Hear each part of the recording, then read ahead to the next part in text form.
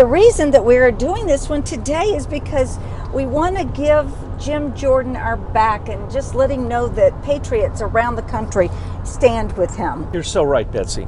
We just couldn't go on without having a word of support, because he's one of the great heroes. He is a true Second American Revolution hero. He is at the forefront. He is leading the charge. He is holding the banner, the flag that Betsy sewed, as a matter of fact. And what is happening now is, I'm so glad that he has such a long history of being a wrestler, because he's going to have to wrestle with these alligators, and that's what he's doing now. And they've turned on him, and they're using Perkins Coie, one of the worst opposition research groups, political opposition research groups, which basically means that they are illegal propagandists who create lies and attack people to destroy them politically and otherwise. Perkins Coie, we know, of course, was paid millions of dollars by Podesta and the DNC, Democratic National Committee, and by Hillary and the Victory Fund to create the Trump dossier using foreign agents, which is, of course, horrifyingly illegal. One of the worst things you can do, according to the Constitution, is to mess with an election, and they worse than messed with an election. So Perkins Coie, Mark Elias, he might as well just name his name should just be Mark the Liar, okay? Because that's all he does. He was questioned before Congress and said he didn't know anything about any of this. He didn't know anything about Fusion GPS. He didn't know anything about a dossier. He didn't know who paid for it, nothing. 1 week later, he says, yes, we paid for it. And it's normal, it's political, it's just simply opposition research. It's no big deal. We paid for it, I'm done, don't look here anymore, we're moving on because I'm a lawyer. Perkins Coie has represented Obama. Perkins Coie has represented most of the criminals in Washington, D.C., because they're a law firm that is also a Fusion GPS opposition group, you see. And so what is really going on here is a political attack against Jim Jordan, because it has already been said that he is the likely candidate to push Paul Ryan out of office, even perhaps very quickly, soon, now. And that they can't have happen, because Paul Ryan is still trying to, as a Republican in name only, keep up his leadership. And the part I always love about him, he's honest, he shows his emotions, he shows when he is upset. He actually is one of the few honest people. Devin Nunes is another one, but he's a little bit more cool, calm, and collected. But Jim Jordan is a fighter, a Freedom Caucus, and he is a perfect person to lead a MAGA House of Representatives, so that he can stand up and say to a Maxine Waters that even what she has said on the floor of the House of Representatives is illegal. They are threats, they are unethical, and she should have been censored just from what she said there publicly. But the point is there's no leadership of Republicans. Paul Ryan is a complete joke. And the other people who stand in line for this, McCarthy and others, they're just going to keep up the same thing. We need something new. So we need one of the fighters, and we don't need the fighter Trey Gowdy, because he's sometimes on our side and sometimes he's not. No, he's a yapper. You know, he just all yap and no bite. Yeah.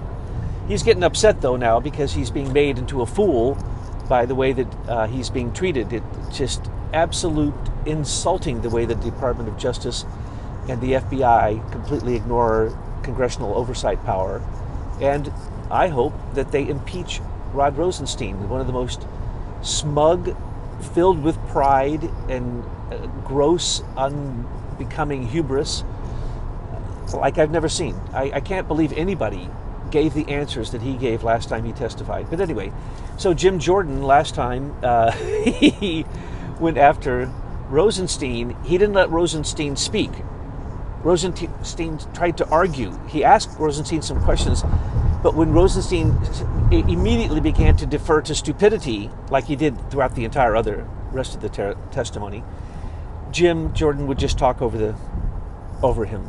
And of course the chairman said that was his right to do so. It was his 5 minutes. So when you have these meetings that are open door, please remember, we as the people aren't going to get to know anything, because the people asking them questions get 5 minutes.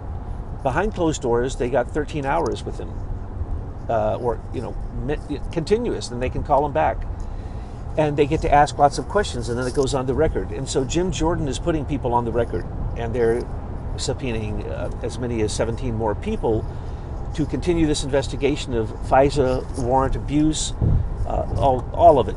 That Trump spies, the supposed informants, dossier, all of those things. He's not going to let up on those things. Well, let's be very clear about something. These closed meetings are there just to protect the criminal corrupt, because everybody knows what went on. We have all of the information. What they're trying to do is just to keep us from knowing it. I need to see all these things open, transparent, and I want to see all the information. I want everything unredacted. And we, the American people, are just sick and tired of this, and we just need to see the dirt and put them away. When Glenn Simpson testified before the corrupt Senate Intelligence Committee, Dianne Feinstein took his testimony and made it public.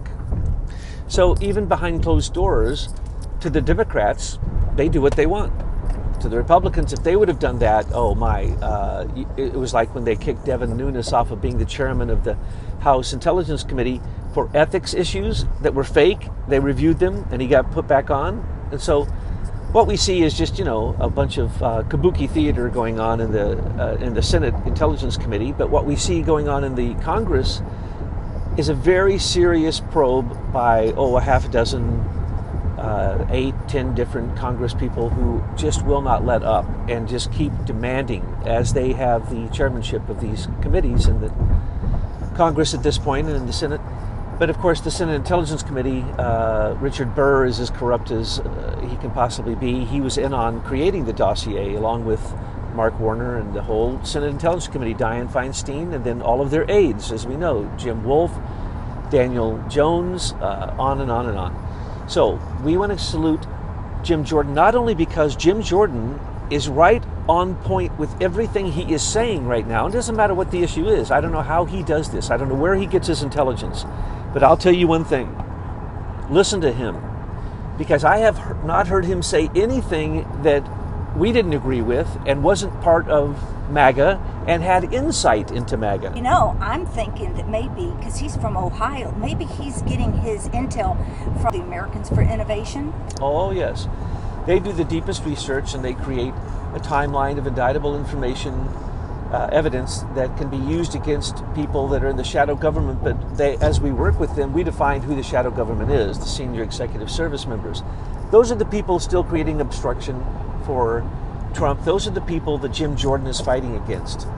And I have to also salute Jim Jordan's staff, and particularly Devin Nunes and the work that they're doing, and his staff, because what they're bringing out, these reports they're bringing out, are some of the only honest things that are being brought forth. Because anything from the prior intelligence community was completely, it was false. I could use all kinds of different descriptors for it. So he is fighting against the deep state, as many people call it. We call it the shadow government. He's fighting against the corruption that led to the Mueller investigation. If you want to hear the truth of the timeline of what's going on, just listen to him when he tells the story, when the news asks him an open-ended question about these investigations that he is conducting and the investigations that are going on with Mueller and his corrupt gang, because Jim Jordan has the inside. And that's the thing. If you're going to be a senator or you're going to be a congressperson, this is the way that I have seen it work, even in my own state. I used to be an expert witness that it would go to the Capitol and on education. And I would go and I'd bring my documentation, and my statistics and all the proof. And then 10 other people would get up who didn't have any documents, nothing but sentiment, nothing but emotion, nothing but yelling at them, creating lies, creating complete fabrications for these Congress people to then make decisions on. That's what actually happens constantly. They're given false information. And who is the number one source of creating this information for them? Those would be, of course, the lobbyists, the U.S. Chamber of Commerce, which we think is a federal agency, which it's not. It's one of the most corrupt organizations that is giving the greatest amount of money to Congress and Senate. Who thinks it's a federal agency? I don't think it's a federal agency. Well, many people do, because they realize that the money coming from them goes straight to party leadership. They're the biggest lobbyist group for big business there is in the country. And they basically determine how the vote will go before the vote is taken. Because the party leadership tells the party what to vote.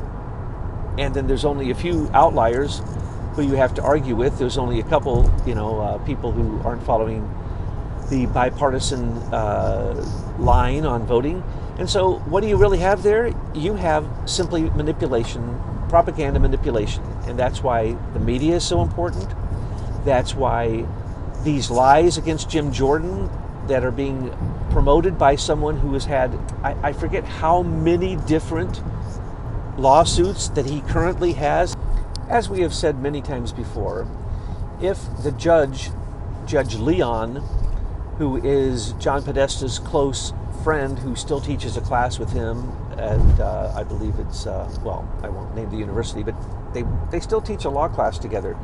And Judge Leon is looking at the case of Fusion GPS being paid off by John Podesta. Oh, I wonder how that's going to go for John Podesta. I wonder if he'll get off that charge. Anyway, let's look at the standard operating procedure of Fusion GPS and Perkins Coie. They take millions of dollars. We hear it's $12 million, and they spread it around and pay people to tell lies. They put it in an undocumented, salacious, hidden document, and then they spread that all around without ever showing someone the document. And then lawsuits are brought. Remember that Trump just got off of a lawsuit with Roger Stone, the most absolutely ridiculous lawsuit I have ever heard in my life, that somehow a child committed suicide and the mother is suing Roger Stone and Trump because they talked with Guccifer in a text message, and somehow that made their son commit suicide. I mean, it was the most ridiculous thing I've ever heard. But Roger Stone was, practically bankrupt by the lawsuits. That's what they do. Perkins Coie, they're lawyers. They don't care. They don't have to pay for lawyers. They are lawyers. So anyway, they take people to court. It's called lawfare. Yeah, lawfare, or I like to call it fake justice. You've weaponized the law. That's right. These lawyers are actually warriors. They're warlord lawyers. And Perkins Coie is the worst, one of the worst. They're not the worst. You could go over to WilmerHale, where Robert Mueller and his gang of Trump attackers, anti-Trumpers, have come to continue the Crossfire Hurricane counterintelligence operation against Trump, which is still going on, which is now a coup d'etat. It's an active coup d'etat right before our eyes. And is Perkins Coie, are they getting in any trouble for the election fraud? Well, they were the lawyers representing the DNC and Hillary Clinton, and therefore Debbie Wasserman Schultz. And so they knew that when they rigged the primaries, Perkins Coie was standing behind them, and they knew that the law was that the only person who could be held culpable for that is the head of the DNC. So Debbie Wasserman Schultz stepped down. The case was thrown out, and now it's back in. And so there's a case against her by the people who were ripped off, the Bernie people who were ripped off in the primary, and their money was taken and wasn't even given to Bernie. But anyway, we don't care about that. Perkins Coie manufactures false evidence. That is what they do. They pay people off to also simply make false statements.